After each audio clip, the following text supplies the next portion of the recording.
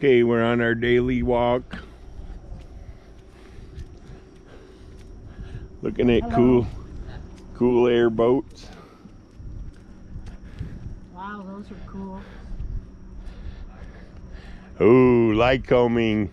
What size motor? 300 angle valve, 540. Nice. Ooh, that's like the one in a 182 then. Yep. Sweet. Got both of them same motor. Oh, really? They're both the 520s? 540. 540. Valve, 540.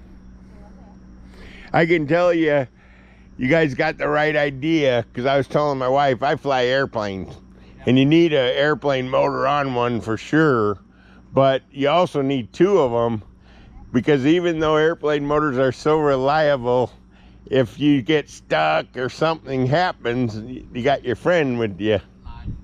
Yeah, I'm a pilot myself. Oh, cool.